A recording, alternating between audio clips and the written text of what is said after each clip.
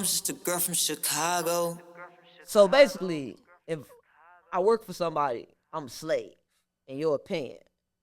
I mean, So yeah, the working class economy, our slaves to you, is what you call them. Like, yeah. I mean, yeah, pretty much. ain't no reason to sugarcoat it. You is. I mean, when I was going to the warehouse, I felt like a slave. I'm telling you. Can the slaves wear your clothes though? Like, you feel like how that? You feel? I don't like to call people slaves. I ain't They saying is like slaves. no. We already established that they slaves. Now you starting to realize why we in hot seat. It's hot.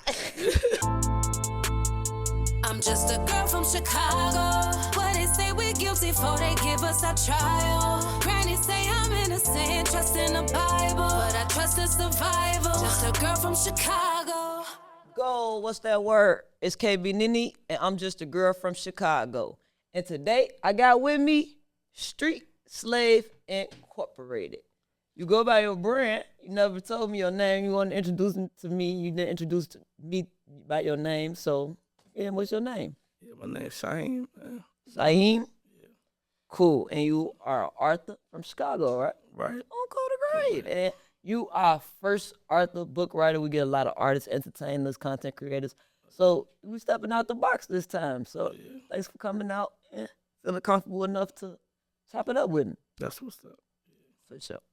But like I was saying, where you from? You feel me? Tell the people a little bit about yourself. Introduce you to the viewers.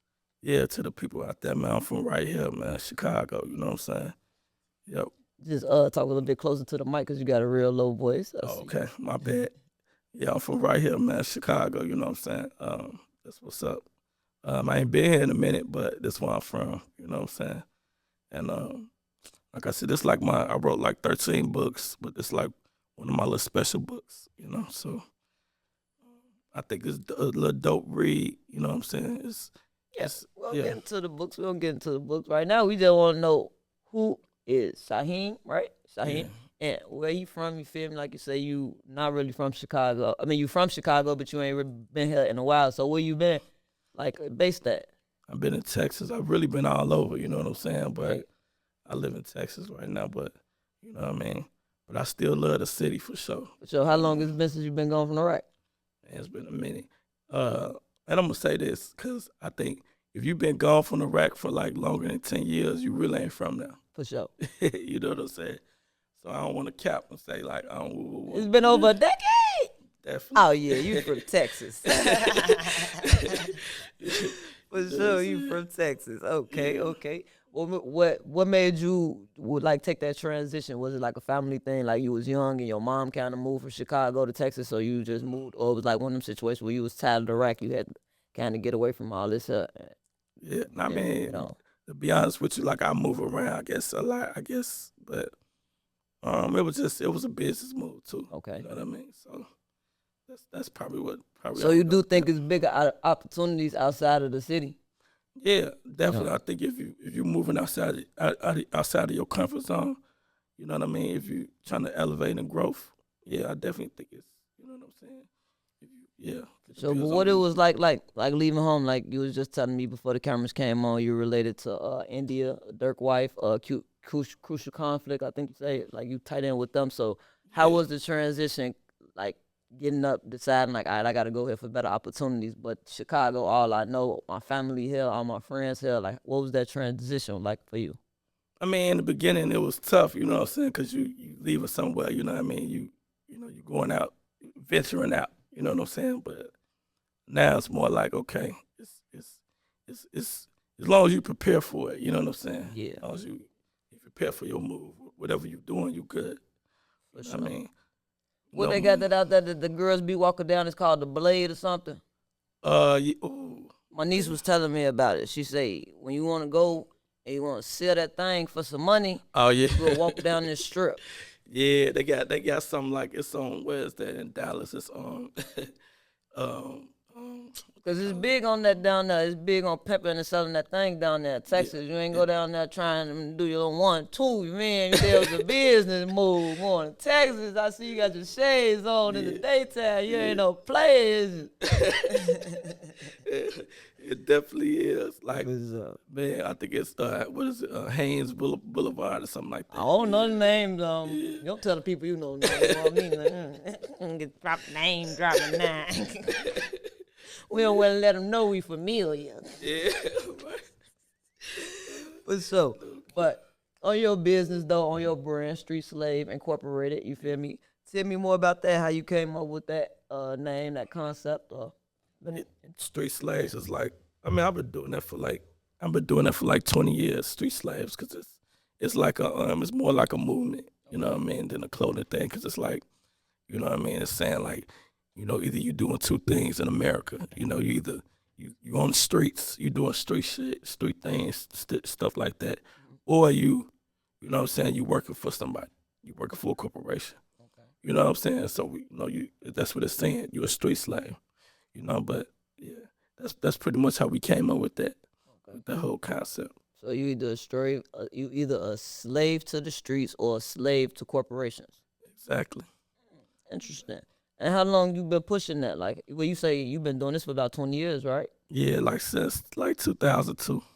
Man, you telling the people your age. Nah, I ain't that old, people.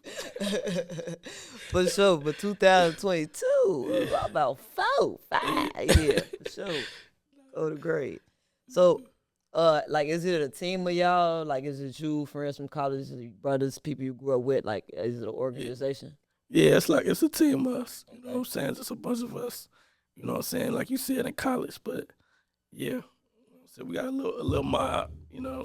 You frat. We had the last guest here, Double. He was a frat member. You part of the frat. You got the brand to know you. Yeah. Oh, I ain't got the brand right now. Okay. Okay. Yeah, he got the brand. He real frat member. So you feel? Yeah. So he told me that when you see the businessmen and the group of guys that's been together from college, yeah, they be like a part of the frat, and like you say, the mob. Oh yeah. That's cool.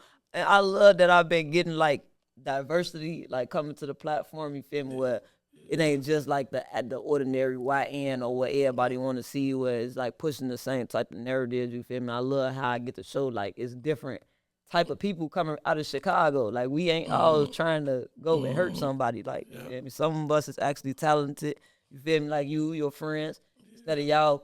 And I don't know your story. Did you go the route like where y'all kind of was getting in trouble, going through like the gang banging, the jail system, and then you kind of reformed yourself and y'all came together to push this Street Slave, or was it something that it was always a part of y'all? Like, man, you recognizing what's going on at a young age and y'all coming together and saying, instead of us being a part of the narrative and the BS, how about we, you feel me, come together and actually brand ourselves? Like, what was your story with that?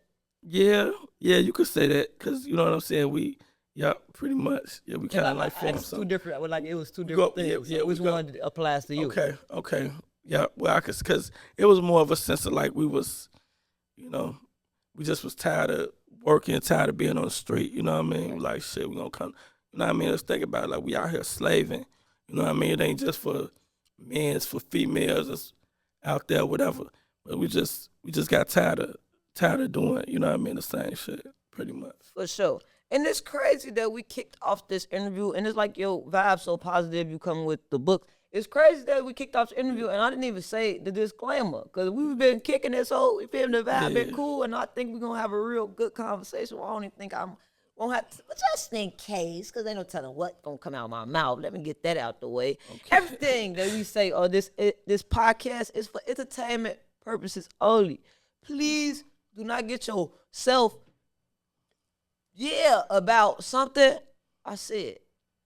That's what we was saying. Yeah. But I think we gonna really have a real conversation here, because I'm really interested in the Street Slave. You feel me? Because I have, you feel me, worked on the street, been on part of the street, and I have been a part of the corporation, you feel me?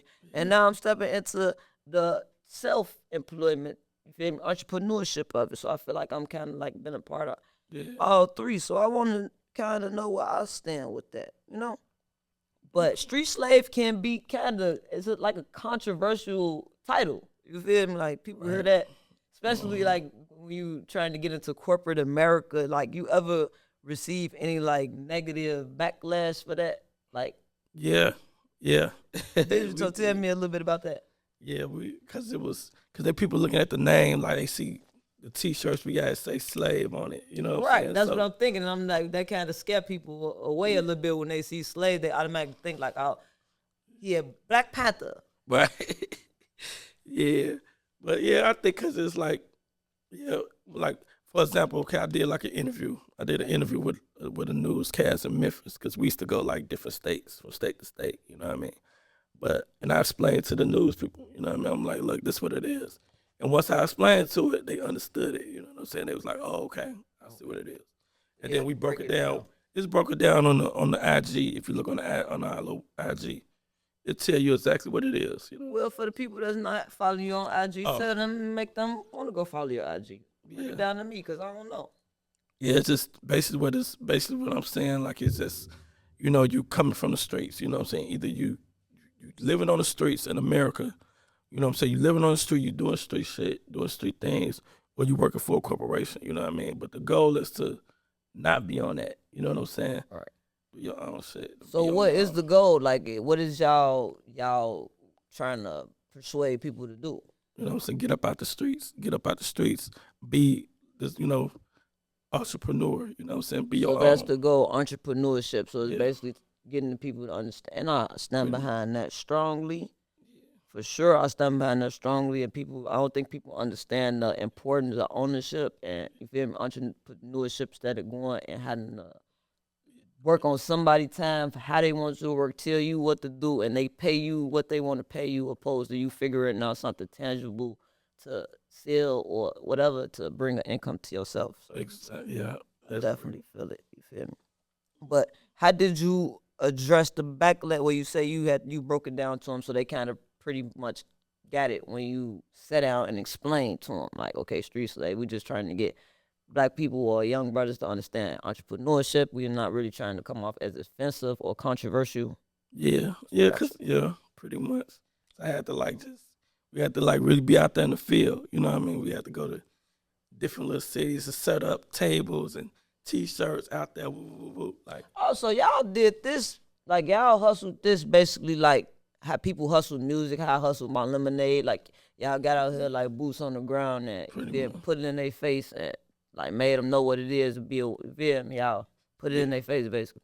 yeah, pretty much. And how did y'all do that? Like what was some of y'all marketing tactics? Just driving from different cities. You know what I'm saying? Dallas, Memphis, Atlanta, right here in Chicago. You know what I'm saying? Like, man, just going to like just driving. And what y'all was doing, like I'm saying, like whoa, like okay, y'all of course hitting the road and expanding the brand, but I'm saying like in what ways? Like I see you got your T-shirts. You feel was y'all passing out flyers? Was y'all doing different events? Like you feel me, or seminars? Like what was y'all ways of kind of marketing it? Yeah, we weren't like passing out. Well, we did pass out a few little T-shirts and everything, but it wasn't like wasn't no flyers or nothing. We had like a big board with some paper, and we were just handing out papers and letting people read it, things like So that. y'all was like the Jehovah's Witness, just posting up, passing out, raising awareness. You feel me? Stopping people. Hey, brother, can I holler at you for a minute? You feel me? Check out my merch. Check out what we pushing type. We had to set up like a table. Okay. We went like it was like a little table, like if you've been to Atlanta, right, and you go like to the like back in the day, you used to have the Expo Center, Black Expo. So we'll be set up on like a table, and it's people walk up to the table, and they'll be like, You know what? I've been to a few expos, not necessarily in Atlanta. I've been to some in Chicago, like a women's expo, and then you do see that. You see like a lot of people come with their tents and their tables and pass out brochures and stuff like that. Oh yeah, That's pretty what's much. up. Yeah, that's cold. That's real promo.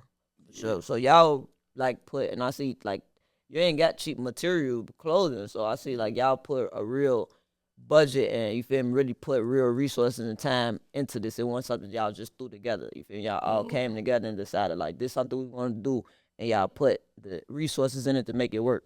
Oh yeah, definitely, definitely. Well, I respect that for sure.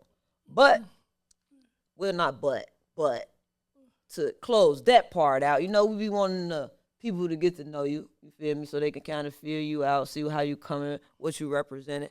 But we do have a segment called the Hot Seat Challenge. You know, we got to get to the bottom of things, feel me? Because people have mixed feelings and they don't be really understanding. So we got to look at it from other parts, other angles. So Okay. for the Hot Seat Challenge, my first question is, so basically, if I work for somebody, I'm a slave, in your opinion. I mean, So yeah. the working class economy, are slaves to you? Is that what you call them? Like, Yeah. I mean, yeah, pretty much. ain't no reason to sugarcoat it. You is. I mean, when I was going to the warehouse, I felt like a slave. I'm telling you, man, what? I so did it. Plantation, the minimum wage, minimum. Yeah. So Yeah. ain't got to tiptoe around it.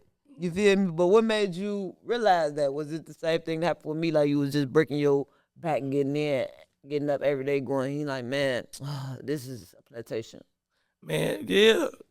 Cause shit, I used to work at like warehouses every day. You know what I'm saying? Temp, all that. You know what I'm saying? Like, come on, now. I'm in this joint like sweating and shit. I'm like, what's going on? You know? And they do you bad. They do you real bad. What? I was in a warehouse where I was the only African American woman. I was the only woman and the only African American. So I was the only African American woman, and baby, it was rough. Yeah. Yeah. Man, yeah. I'm like, and that's what like you know, you had them days when you be at work and you be like, that's it. Yeah. It's the last. I had a lot of them days. Done. I think what kept me going when I was in that was I was really trying to push my music and my career at that point. Like, and I was really trying to stay out of trouble, stay out of jail. So it was like, that was what made me like on days where I wanted to just drive off. It was like, nah, I got to keep making it happen. And the killer part, because talking about like entrepreneurship, I had started selling lemonade. And when I started working for myself is when I realized, like, that's when I had really got the courage to like, man, I'm gone. Yeah. I'm telling you. Best decision I ever made. Oh, yeah. So, what about those that work for themselves? Like, well, that's entrepreneurship. So you feel me? Like, but okay. So, question: how you feel about people that work a job, or you feel me, stay in that situation so that they can invest in what they, you feel me, like invest in the business? Like in my situation, I was using the minimum wage job to pay for, to invest in what I knew would become my business and my brand. So.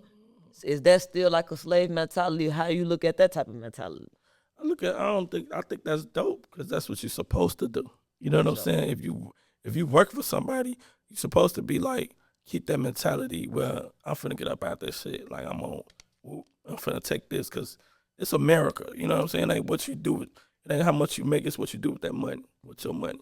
You can work at McDonald's, goddamn it, they be making whatever, a couple grand a month. But you said they a slave. You know what I'm saying? But you taking that money and you putting it towards, like, if you finna, right. I know somebody got a clothing brand right now and they've been working for their company for 5 years and now they got a clothing brand. And but now I watched their progress. Doubling.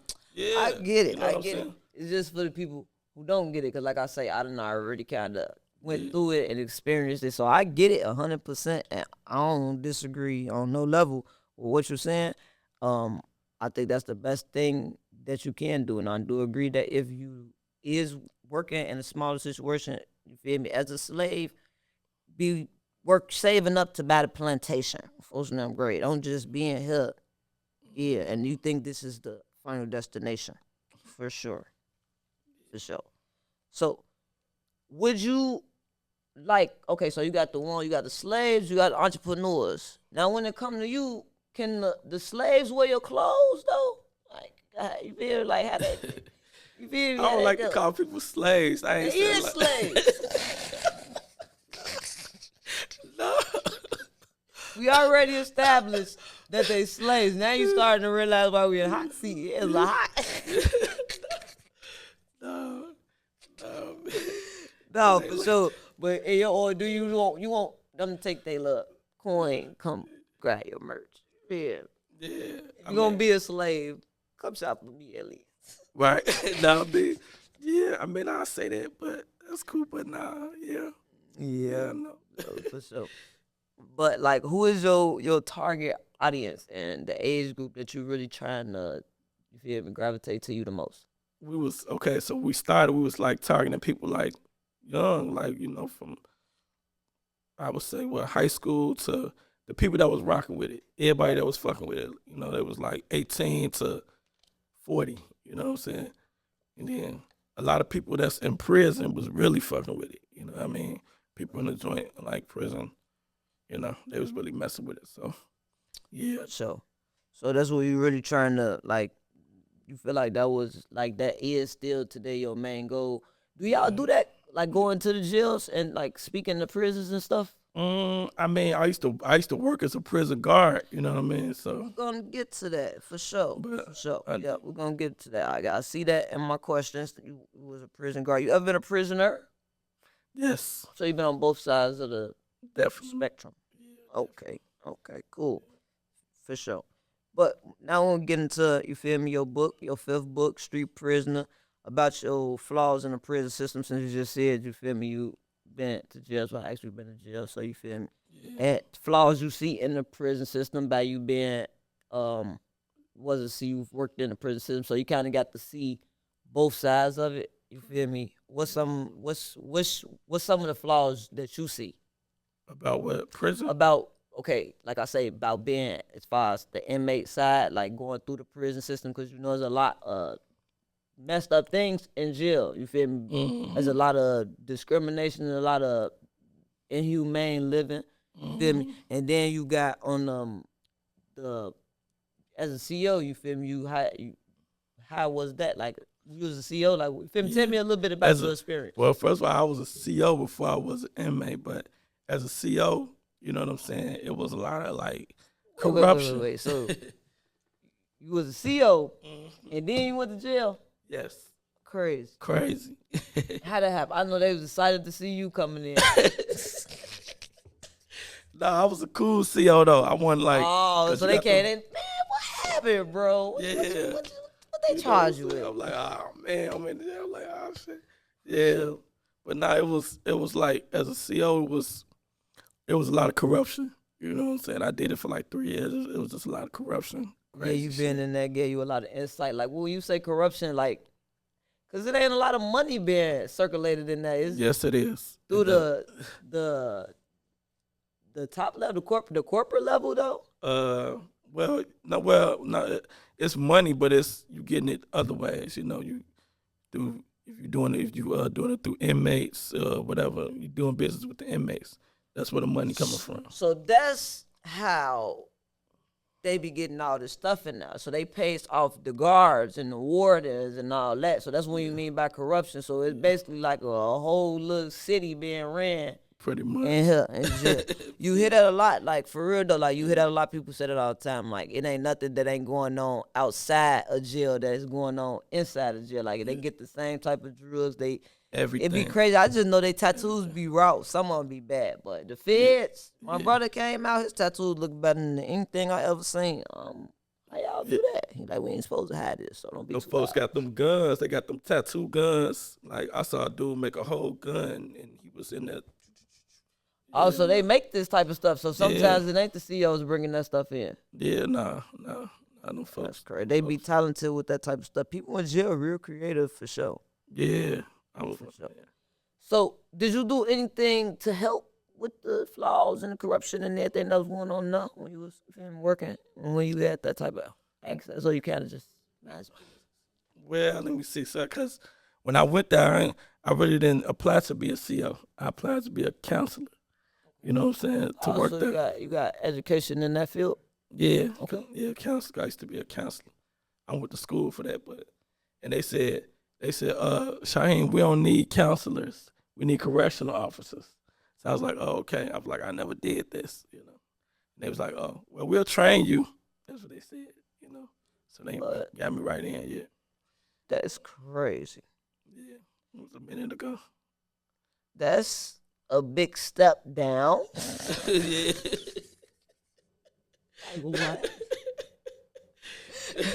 So you mean to tell me I could have came and did this straight out of high school? You mean that's the case? I got all this debt. I went to school, Everything. And y'all want me to watch the jailers? Yeah, I'm like, what? I'm like, I got to sit up here and babysit because I didn't want to do it. I turned them folks down 3 times. they kept calling. But was it a learning experience where you kind of glad that you did go? You feel me? Yeah. It definitely was a learning experience, and it was definitely new. New. You just like you said, it's a whole another Whole world. new world for you, and it was something that you ain't even signed up for. So it's like you ain't. Man. Oh, y'all gonna pay me? Y'all gonna train me? Why not do it? Then when you get on there, you see it like it's a whole nother world. Yeah. I'm like, For oh. sure. So it's basically like the same, man, for like an inmate, a CO, you feel me? But what about the CO? Okay, like you said, you a cool CO. You wasn't really with the BS. You wasn't, you feel me? Yeah. Like, how is it being caught up in that world? Is that why you kind of like, well, now you was doing your brand before then, right? Yeah. Yeah, I was so. still doing. So, okay, so when you pushing the brand Street Slave, Mm-hmm. yeah, you working as a CO. Right. Yeah, What- so what I'm still a people- slave. Yeah, one people say that's kind of hypocritical.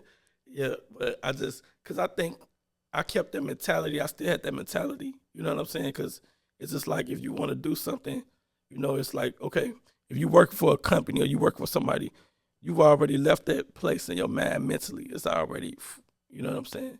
But you say, man, if I do this for, I'm going to do this for a year and I'm gone. Or it's like for a motherfucker to go out of town, you be like, man, I'm going to go to this state. I'm going to go to woo, run it up, run the bag up. And then that's it. For sure. So now, like, what inspired you to be an author in all this? You say you got 13 books, right? Yeah. So what inspired you to be an author? Probably when I was a shorty, you know what I'm saying? Because I was always writing. Because I'm good. I was always good at writing when I was a shorty. And I used to like write poems and stuff, you know what I mean? I used to write like raps, you know what I'm saying? Shit like that, movies. Like, Okay. I used to always write. So, and then I was dating this chick a minute ago, and she was like, I had like, before I know it, I had like a stack of poems and stuff that I wrote. And she was like, man, you should just put that in a book. Okay. You know what I'm saying? And I ain't never think about it like that. And I was like, okay. So that's what made me started publishing it. But yeah, I just started just to write. I could write anything. So you, like, that's a lot of thinking, a lot of thoughts, a lot of, you feel me? Yeah. Sometimes do it become overwhelming because like me with the podcast, not even writing, it's just you getting all these ideas coming in. It's writing like one of them things where it's like you just got to get it out. You feel me? Like it's kind of like with music or whatever. I'm writing to a degree or whatever. It's like you got to get it out because you got so much going on. Because to write 13 books is insane. And then they're not like thin books. Like books. You feel me? So it's like, okay, it's like if you know who what's that dude name? Donald Goins. If you know who Donald Goins is. No, I haven't heard of him. From Detroit. You know what I'm saying? Okay. Donald Goins, he wrote books in the 70s about life experiences that he went through. You know what I'm saying? But he changed the name in it. You know what I'm saying? He changed certain names. Some people say that's the reason why they killed him. But he wrote books. He was a best-selling author. The book, the movie, what is it? Never Die Alone with DMX. Yeah. That was one of his books he wrote. Oh, yeah? Yeah, they used his book. Yeah. Okay. Yeah, I know a lot of movies do be based on books. Yeah, Donald Goins. They killed this man in front of his kids. You know, they came in his house and shot him. And killed him in front of his kids because he was writing about, I guess, real life scenarios, and they said he was snitching and all that type of stuff. But Donald Goins he's dope. For sure. Dope. Nah.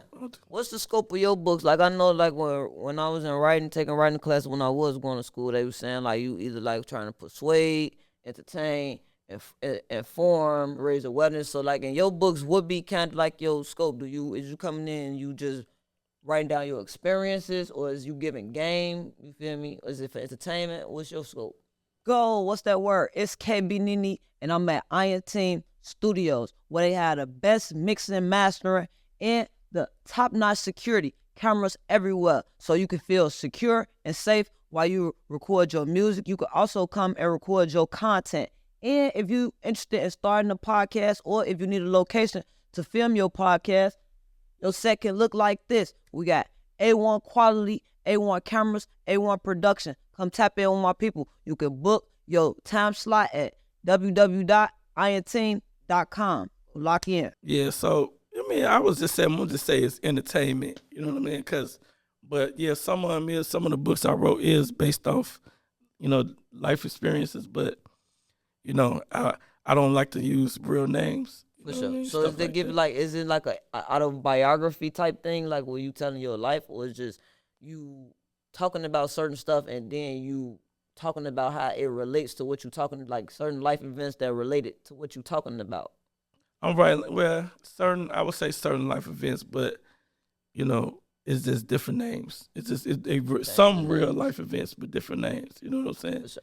And how that be? How that be when, okay, somebody you talking about in the book, even though you changed their name, they know you talking about them because they know the circumstances. Do you find yourself in a best man situation when he was kicking Hell his ass in the no. They be bathroom back mad in as the hell. balcony? Some people they be mad. People be mad. Woo woo woo. Or if I call your mama a crackhead or something. Oh wow, that's how you be coming. I mean, I don't be coming like that. Like I ain't gonna say it like all the way, but it's just something. You insinuate your mama's been smoking crack. Right. You know what I'm saying? But they like woo woo. I ain't trying to do it like disrespectfully. But so you just trying to talk about what you talking about. You don't mean no harm, but you gotta tell the truth. I think people be wanting to rewrite the past sometimes. Yeah. I know I do. My past is terrible. I don't want nobody to ever bring it up again. Woo. For sure. But like now the transition from writing, I see you interested in starting a podcast, or you got your own podcast. Yeah. Yeah. So yeah, you got a podcast, right? Okay, Yeah. cool. So what's the goal with the podcast? It's basically the same thing that you was talking about in the books now. Instead of just writing, y'all just sitting down talking about it. Like, how that work? Nah, it's more like just with the podcast thing. To be honest with you, it was just me and a few people that we came together on that because we was trying to like the goal is to like everybody has a success story. You know what I'm Okay. saying? So we just want to focus on people that's out here doing something. You know what I mean? Doing something positive or something real. It don't matter what little situation you came from, if you're from the street or whatever. For sure. You know what I'm saying? Now, like one of my people in Texas, they started a clothing company. Okay. You know what I'm saying? But he was on the streets. He used to, ride people or whatever, do whatever he used to do. For sure. But now he doing some productive shit, That's So all that count. that's the goal. That's the goal that we on with that. For sure. So is the podcast and your platform, is it open to guests? Like how I allow guests to come out, sit down, you feel me, and introduce them to my platform? Or is it just you and your team, y'all just sitting down and y'all just discussing topics, y'all giving y'all opinions and conversation? Yeah, it's open. It's open for other people. I mean, I got a few people that hit me up in my DM, like, what I'm saying, they want to get on or woo, woo, woo. You know what I mean? Not just here, like, different parts of the world, and it's open, but like I said, it's for people that's doing something productive. Right. You You know don't want your podcast to be like the ordinary podcast. Like I said in the beginning, like, you ain't really trying to push them same narratives. Mm-hmm. I agree. I want it to be the same way because I feel like it get repetitive, and then people be thinking like, oh well, that's where the money at, and it ain't really no money in that no more because it's like everybody. That's the Doing easiest it. way to go. That everybody doing it, so it's like it kind of. They talk about the same thing I just heard on the last 6 podcast. Like I know he shot up 15 blocks. Like, okay, cool. Mhm. What's else to talk about at this point? So you feel me? I be trying to come with some more fresh breath, fresh air, because people everybody not interested in that. You have people that read. You got people that do music. You got people that do comedy. Like, and they not really enticed by the bullshit. So definitely want to keep it diverse. Yeah, and then and I wasn't doing it for the money either, because I know you know what I mean. I know how to kind of a little bit how to do podcast again work, but I wasn't doing it for them. I'm gonna say this: any business that I started, like when I first started the business for like a year and a half, maybe a year, I didn't make any money. You know what I mean? Even when I started my business in 2018, I didn't make any money that first year. It took me a whole year before I actually became successful. You know what I'm saying? That's how you should go into any business, whatever you're doing. But yeah. For sure.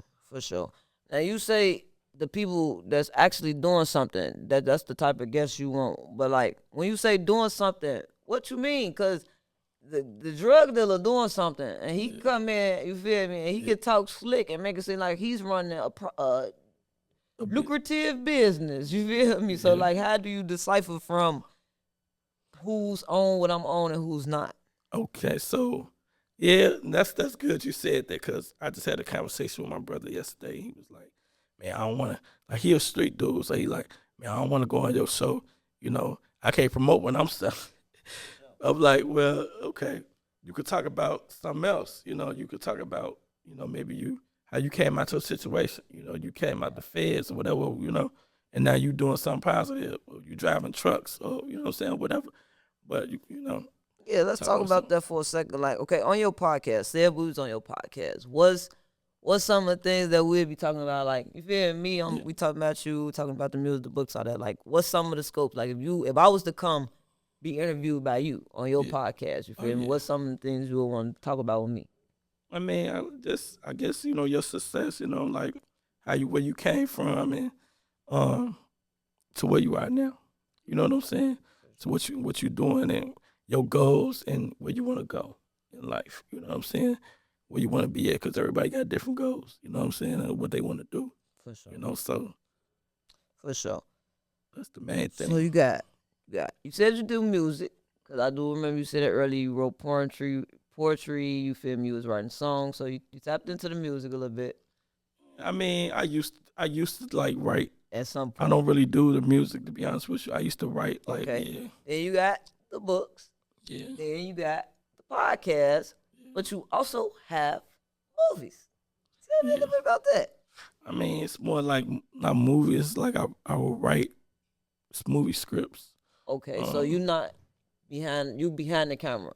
Mm-hmm. Okay. Yeah, right, like movie scripts. It was a book I wrote called Chicago '98 a few years ago. You know what I'm saying? It was about it's on Amazon. It was about some kids growing up in the '90s. You know what I'm saying? Growing up and just coming up in the game. You know what I'm saying? And it's some of it is based off true events. You know what I'm saying? But it's just different characters, and I got the attention of some people from, I guess, L.A.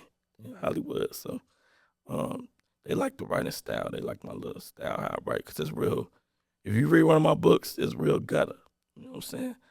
I would write about shit that I haven't done or didn't do, but I may have seen somebody did.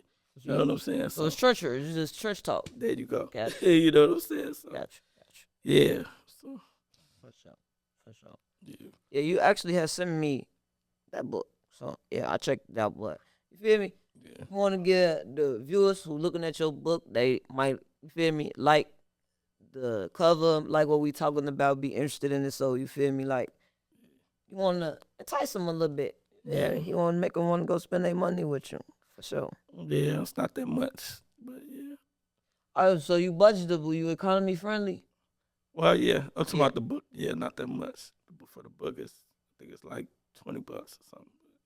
Oh, that's actually very affordable, and that's smart, because people be trying to tax the people, and it turn people away from you. Like, it be stuff like, come on, even if this was you feel like you worth, I ain't got it. Mm-hmm. Feel like I can't give you what I ain't got. Exactly. So I definitely be wanting to stay in that reasonable, you feel me, lane, because people, it's an inflation, there's a recession. Yeah. Donald Trump is getting us a tour with everybody. How you feel about that? The tariffs? Yeah, who did they elect? Yeah, I mean, I don't want to, cause like you want the one that elected him.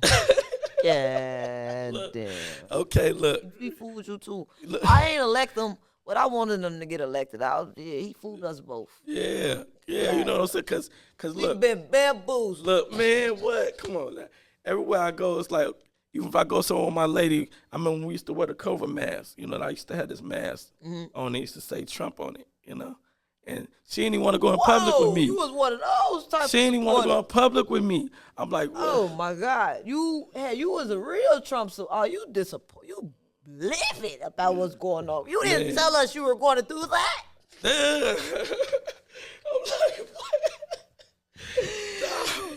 I was like, somebody needs to go steal his pen. Damn. On my soul. He said another executive order. Russia gonna end the world. No, cause I'm like, what's going on. You also run a nonprofit, cause okay, so Street Slave Incorporated. So that means it's an entire corporation, right? So that means you got clothes, you got the podcast, you got a non-profit organization. Yeah. So tell me about that. I'm wearing a shirt. It's underneath it, so y'all can't see it, but it's called the Cage of Life. That's the nonprofit. The Cage of Life. No, Cage. What's that? Keja. That's Cage of Life. Cage is it's the name. Probably it came from Nigeria. It's a city in Nigeria. You know what I'm saying? That's all it is, Cage. But I say Cage of Life because that's what the nonprofit is for. It's for like giving back to people in Nigeria or Africa, period. And even in America too. Like humanitarian. Yeah. That is nice. I want to be that when I grow up. Yeah. For sure.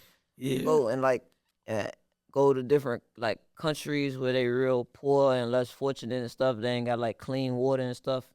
Now I was living there. You know what I'm saying? So, I don't know about all that necessarily. You feel? I just want to get a little coin so I can send a little bread, throw a little aid and assistance. But me go live in Africa, I'm cool. Yeah. You see the baddies in Africa, they done got put out. Oh yeah, I heard about it. What you feel about that? When you interested into like the reality TV thingy thing? What? A little bit. I know So when you heard that these tramps was going to Africa and you been to Africa, how you feel about that? Did you think they was gonna get put out? You think they gonna get ate by a lion? Man, look, it just cause it's different. Like, yeah, you know, it just depends on what you're doing when you go over there. You know, They fighting, drinking, and you know what I'm fucking. saying? Oh yeah, but it's crazy because that's already it's still going on over there with the local people. That's so. probably why they thought that they could do it like that. I think they wouldn't. Baddies is extreme. You hear me? And I think when people probably like, oh yeah, coming to our country, they want to promote it. I don't think they know the extreme that these Western drunk bitches really is. You feel me? So when they come over there, I just seen Tommy, one of the older ones. She in the bathtub, loud ghetto drunk. She got the African young ladies, beautiful young ladies. They swing. This ain't no queen. That's a hoe. Girl, y'all treating this hoe like a queen. She loud, belligerent, on laugh. That ain't no queen. That's not a goddess. And that is a hoe. Go to grave. Put that bitch in the jacuzzi tub. You out there, you soaking. No, these hoes. So them people probably got tired of it. Like, you know what? And then they whispering. People go over there with their stereotypes, think that people gonna do something to them and sex trafficking them. Oh, you been sex trafficking through Zeus. The Africans don't want your ass. Like, it be, they crazy. Yeah, they was doing too much. So. Yeah, now they finna go to the United Kingdom. Oh, the royal family not finna deal with none of this bullshit. Don't go to grave. Yeah, bitches, it's good. I want them to go to Dubai. Oh, go to Dubai with that bullshit. We're gonna see if you guys make it back to I don't know. No, they be over there getting shit and all. I've been to Dubai. I don't know. They be doing that. the same thing. Yeah. God, the world is just corrupt. Don't go to grave. No, where can you go? Man. I thought it's crazy you say that, right? Cause I just see Sexy Red in Dubai twerking. I get on ass friend. I think I saw that too. I said, how the fuck these bitches in jail? See, that's why I say when you say stereotypes, like you feel people put these stereotypes on you about going out the country, like, oh, if you go to Dubai, you gotta be covered up, you can't do this. These bitches twerking. You feel me? Be the same thing. You go to Colombia, they gonna try to snatch you and all this. I see motherfuckers go to Colombia getting their teeth did and shit. So yeah. I'm saying straight. You gotta you just gotta get outside the box. You know what I'm saying? People they be so used to seeing stuff on the internet and like, oh, it's fucked up. Blah, blah, blah. Stereotypes crazy.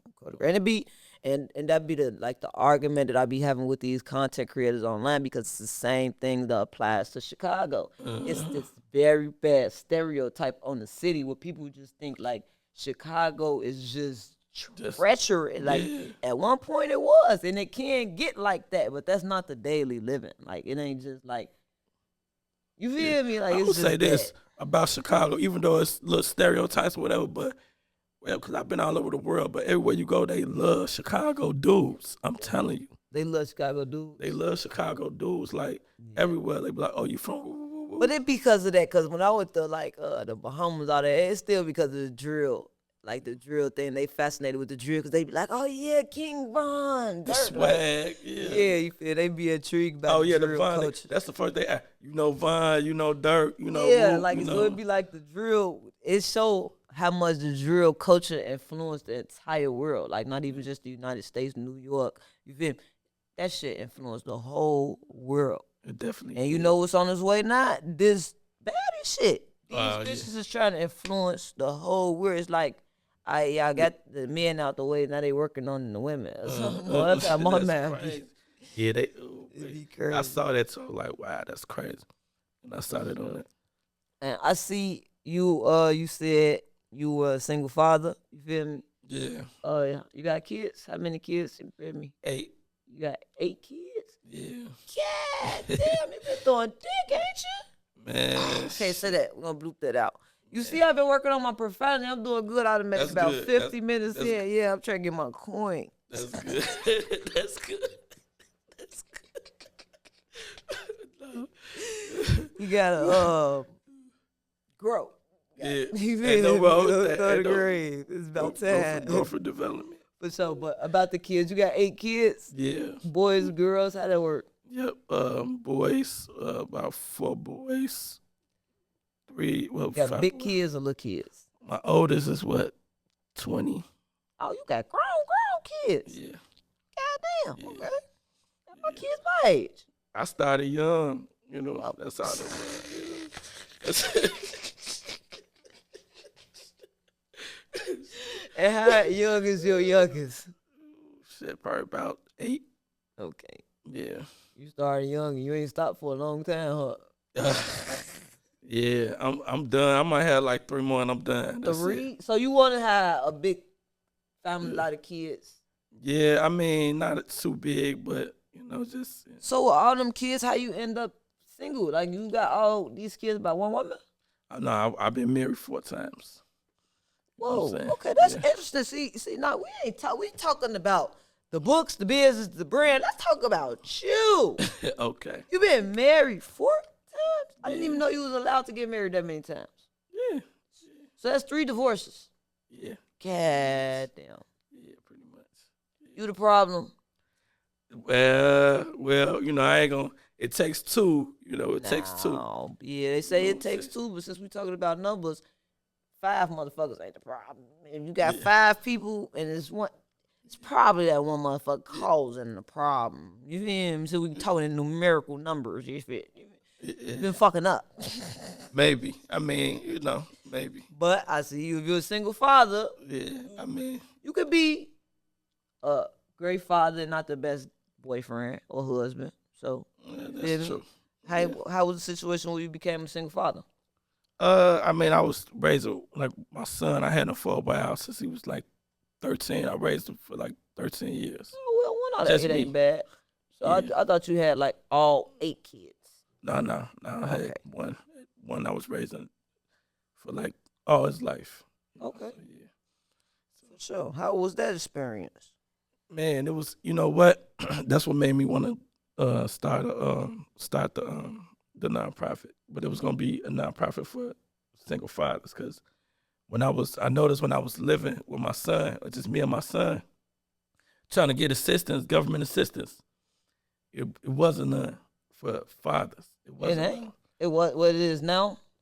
I mean, some places, but it's catered more for women. Wait. So if you as a father by yourself raising your kid, it ain't you don't get like the same child support and you feel me, welfare and all that type of Yeah, stuff. I got child support, the welfare thing. Okay, if you don't mind me asking, what happened with your baby mama that put you in that situation? It wasn't like no death or nothing tragic, or it was just like you had to kind of get your son away from a bad situation?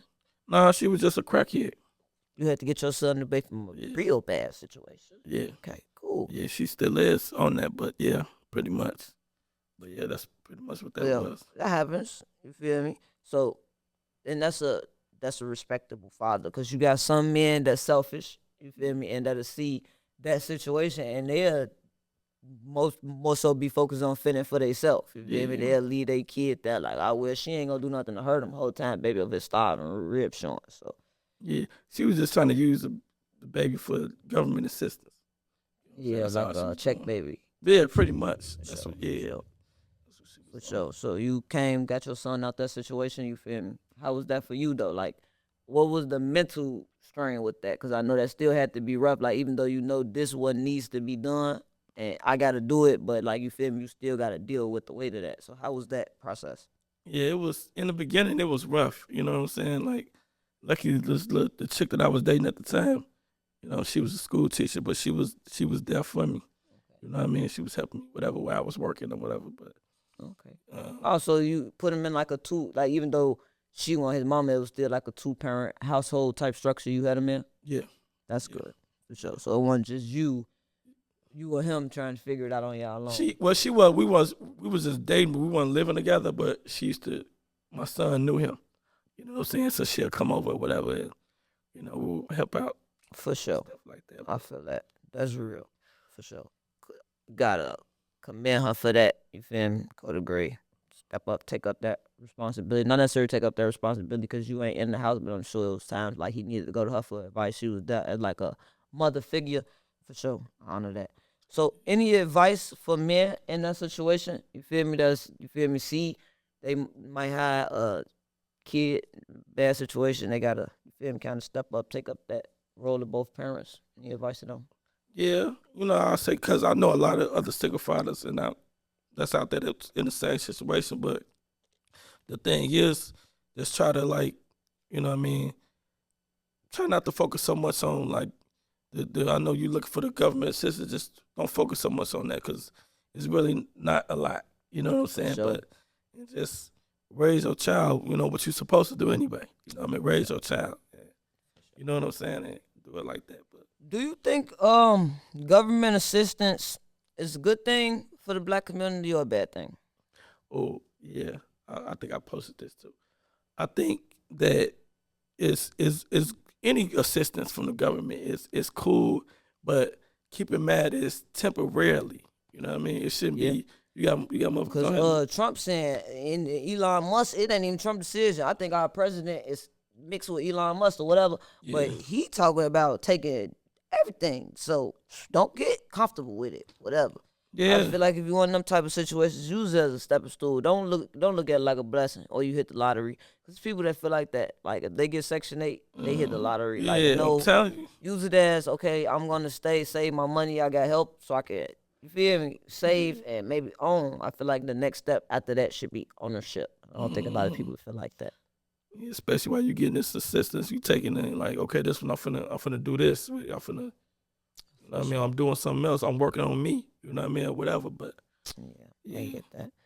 Well, before we get out of here, you feel me? I like to do something called a well-being check. You feel me? A lot of people be going through stuff. A lot of black men in specific go through stuff. You feel me? Y'all don't really tell people about. Y'all kind of keep everything bottled up. You feel me? You see suicidal, homicidal, all type of men out here. So I like to do a well-being check, see where you at mentally. You feel me? okay, mentally, I'm great. You know what I mean?